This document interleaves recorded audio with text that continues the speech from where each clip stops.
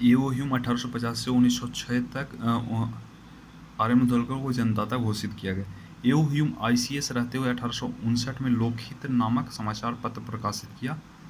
Viceroy Dufferin Congress को सूक्ष्मदर्शी लोगों की समूह कहकर मजाक उड़ाया था, और कर्जन ने कहा था कि यह कांग्रेस का पतन का वो इच्छा किया था कि मेरे भारत में रहते हुए कांग्रेस के पतन की इच्छा करता। अब इसके बारे में समझिए क्या क्या हुआ था, कांग्रेस के गठन के समय क्या क्या हुआ था। कांग्रेस का गठन 28 दिसंबर 1885 में ईओ ह्यूम के नेतृत्व में किया गया। इसका गठन ईओ ह्यूम किए थे, जो एक आईसीएस सेवावृत्त ब्रिटिश अधिकारी थे जिन्होंने शिमला आकर बस गया था, और इन्होंने 1859 में एक लोकहित नामक समाचार पत्र निकाला था। पहले राष्ट्रीय कांग्रेस का नाम भारतीय राष्ट्रीय संघ के रूप में रखा गया, लेकिन बाद में इसे दादा भाई नौरोजी के सुझाव पर 1885 में भारतीय राष्ट्रीय कांग्रेस रखा गया। कांग्रेस बोला जाता है, एक शक्तिशाली लोगों के समूह को कांग्रेस बोला जाता है। उस समय ब्रिटेन के प्रधानमंत्री थे ग्लैडस्टोन। ईओ ह्यूम को हर्मिट ऑफ शिमला भी कहा जाता है। इसकी पहली बैठक पूना में बुलाना था, लेकिन उस समय पूना में बहुत हैजा फैला हुआ था, तो इसलिए पूना से स्थान हटा करके बम्बई रखा गया, और बम्बई में उस जगह का नाम है गोकुल दास तेजपाल संस्कृत विद्यालय, जिसकी अध्यक्षता डब्ल्यू.सी. बनर्जी ने की, और अन्य सदस्य दादा भाई नौरोजी, फिरोज शाह मेहता, वीरराघवाचारी, केतिलांग इत्यादि थे।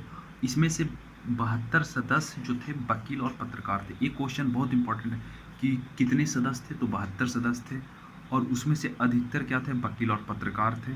फिर कांग्रेस का गठन कब हुआ, तो 28 दिसंबर 1885 में हुआ। कहाँ हुआ, तो बम्बई में हुआ। बुलाने वाले कहाँ थे, तो पूना में बुलाने वाले थे। किस जगह पर हुआ, तो गोकुल दास तेजपाल संस्कृत विद्यालय पर हुआ। फिर हर्मिट ऑफ शिमला किसे कहा जाता है, तो ईओ ह्यूम को कहा जाता है। लोकहित पत्रिका किसने निकाला था, तो ईओ ह्यूम निकाले थे। कांग्रेस को पिता किसे कहा जाता है, तो जो गठन करेगा उसी को पिता कहा जाएगा, तो ईओ ह्यूम को कहा जाता है। इनको पिता कब से कहा गया, तो 1912 बांकीपुर अधिवेशन पटना में आर्यन मुतोलकर की अध्यक्षता में इनको पिता कहा गया। कांग्रेस के आधिकारिक इतिहास का रचयिता पटाभी सीतारामैया है। ये एक बुक है जिसका रचयिता पटाभी सीतारामैया ने किए थे। ईओ ह्यूम जो थे वो 1800 भारतीय राष्ट्रीय कांग्रेस में कभी अध्यक्षता नहीं किए हैं, और 1912 में इनकी मृत्यु हो गई थी,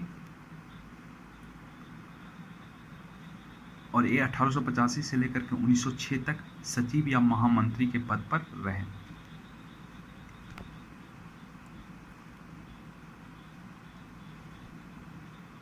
इसमें से जो इम्पोर्टेंट क्वेश्चन था वो हम आपको बता दिए,